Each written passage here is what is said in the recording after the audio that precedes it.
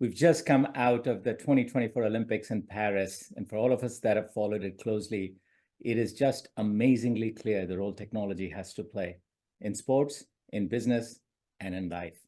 So I thought it'd be really fitting for us to pick the conversation right after Paris in this episode of Digitally and look at it from the lens of sports and what we can learn from digital transformation right at the intersection of the sports fan experience and technology using data, analytics, and artificial intelligence. To unpack all of that, I have, as usual, an amazing guest expert, and that is Chip Suttles. Welcome, Chip.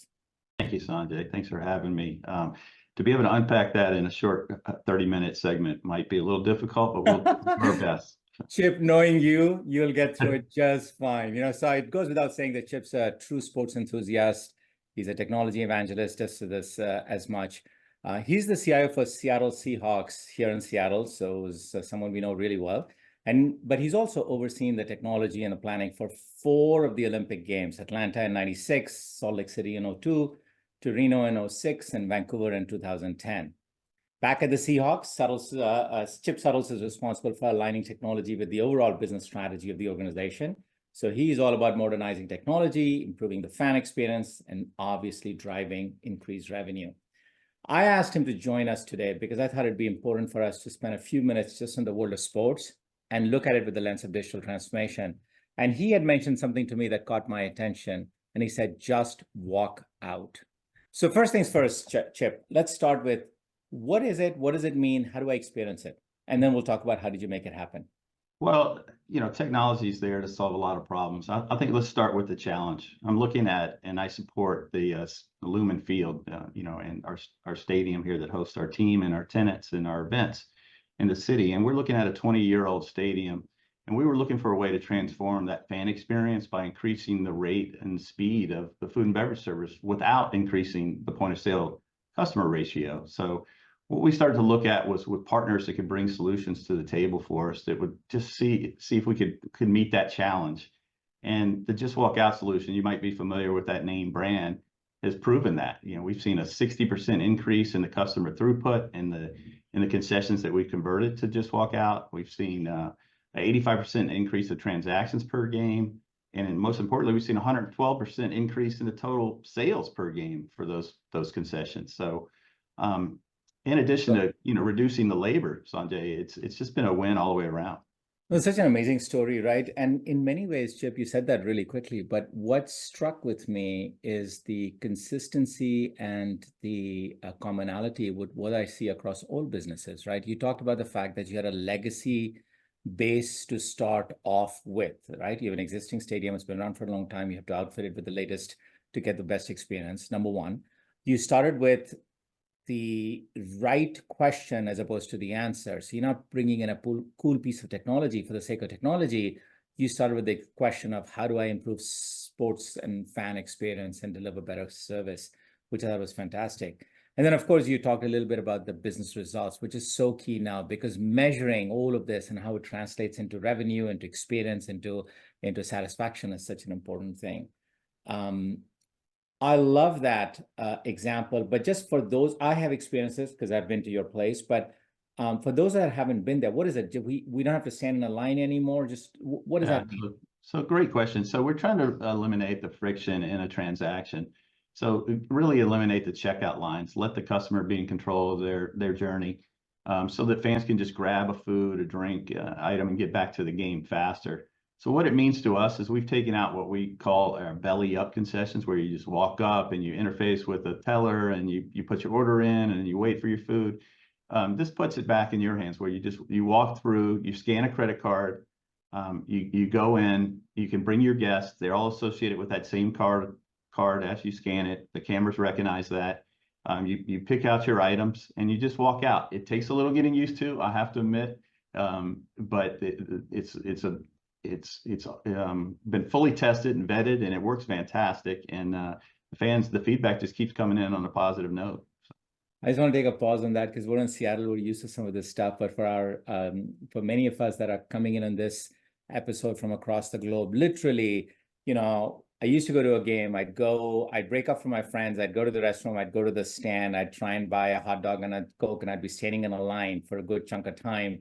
I then have to pay and walk away. And what you're saying is that whole experience is completely transformed. I'm spending less time away from the game. I'm spending more time in the game with my friends for what I came there in the first place for. And that obviously changes the experience. That's fantastic. And just out of curiosity, what was like, did people love it? Did they just get involved in it? Was there a little bit of concern? How did you get through some of the change management?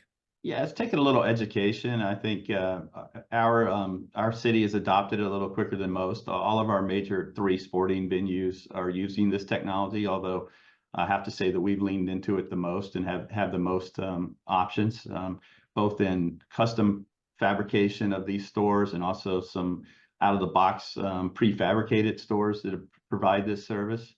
And I think I think the customer feedback's been really positive. They have ability to go up to a touch screen and enter their information if they want a receipt on the spot, but they or need that printout of that receipt, because they will get a digital receipt probably within minutes of walking away from the stand that's associated with that credit card. And so I think they just like the value of it's convenient, it's quick, and it meets their needs. And again, it gets them back to the game faster so they don't miss any action.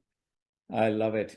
We're always, as you know, I'm new in the Seattle area, having moved here 4 years ago, and you and I met the first year I was here. I remember you taking me out for a drink. Thank you for that again, by the way. But we have so many visitors coming. It feels like in addition to Mount Rainier and everything else that we show them around, we ought to bring them over to your stadium and we'll see a game and experience this as well, and get some of that Pacific Northwest. But hey, let's take a step back. I want to broaden the conversation. So this whole bit that we talked about, which is just walk out, is fantastic, but it's one of many examples. And you're really thinking about the fan experience, the sports fan experience quite a bit. How does that play into your thinking? How does that play into the business? How does that play into the technology side? What are your thoughts there? Well, we look at it holistically. I think it comes from the top down, from our CEO. He's very into metrics. He believes that everything should be measured and that we should be constantly looking to improve not only the fan experience, but the business opportunities out there as well. So analytics come into play. We've our fastest growing departments on both the business side and the football side are our analytics team. We've separated the two, but we put a big emphasis on analytics. And what we're seeing both on the business side and what we can do better, and what we see on the fan experience and what we can do better there as well.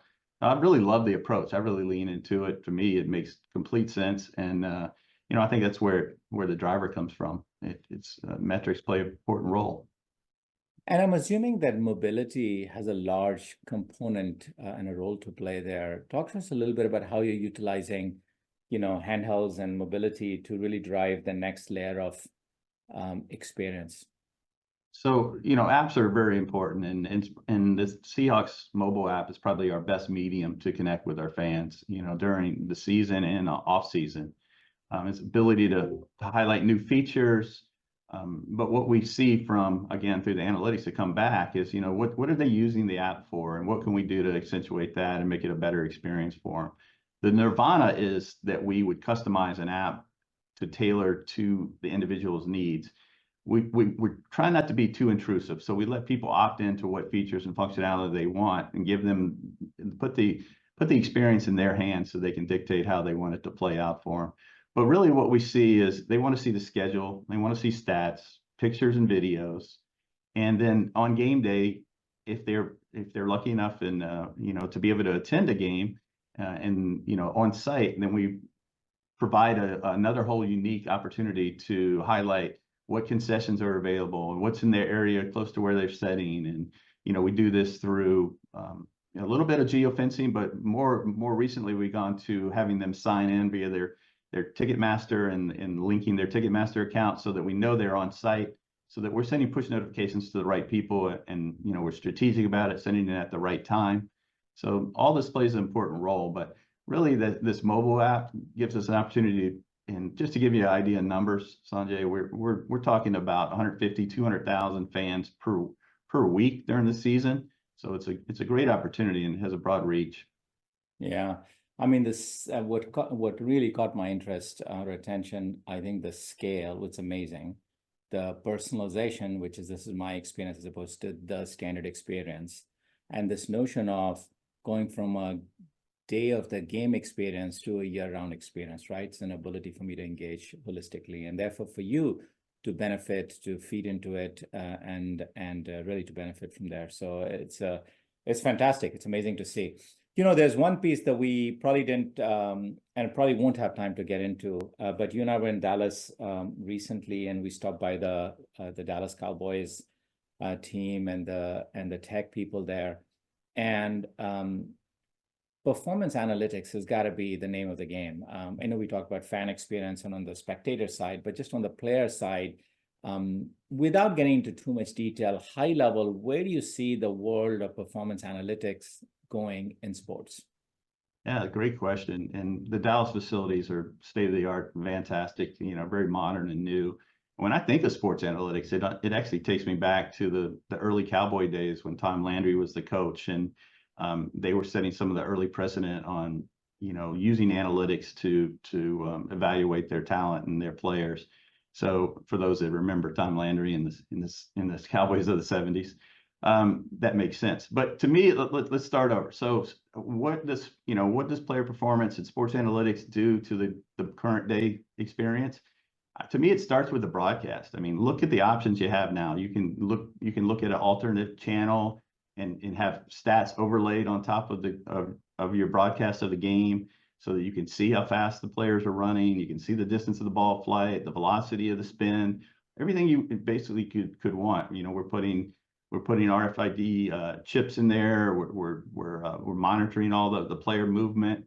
The next gen stats has played a big role in the partnership with AWS and the league has brought this to light, and that data is being shared with the team. And that data has really allowed us to expand upon what we're doing with our team. That's fantastic. I have to end on this note, Chip. You are such a sports enthusiast. Every time I meet with you, I'm inspired by the work you've done over the years in many different ways around this world of sports. But actually, in this conversation, I could have replaced the word sports with pretty much any other business. I mean, you think business, you think about numbers, you think about revenue, you think about customers, in your word, fans. You think about the experience, you start with that customer question first, and you come to technology. But across technology, whether it's mobility, whether it's analytics, whether it's AI, really you're at the forefront of driving that to drive outcomes. And it's really about using technology to drive outcomes. It just so happens to be in the world of sports in your case, which is amazing, because I have to say, I mean, you are such a sports enthusiast. I appreciate it. It's a very, very nice compliment that you just said there. I look for, and I think we've talked about this before, is I look for the triple win. I have to rely on a small business supporting a very big brand in the Seattle Seahawks and Lumen Field. And, I have to depend on our tech partners. So I'm not doing it by myself. I can't take credit for all this. Look collectively with our management team, helping we move direction, and then using our partners and the ability in the tech that they bring to the table to come up with ways that make sense for them to be able to tell a good story around the technology, that produce a better fan experience or better business outcome. And just, overall, that's to me, that's a win-win-win, across the board. I love that. Because what you're saying is think about the entire value system, think about all of the other players in the ecosystem and how they can kind of contribute to the total value added, and then bring people and embrace the ecosystem, bring them in, and then come with creative answers with the involvement of many in that play. Chip, thank you for joining us. It's always a pleasure talking to you, and I am sure our audience will really appreciate this. Thank you very much for having me on today, and I appreciate being here. Thank you.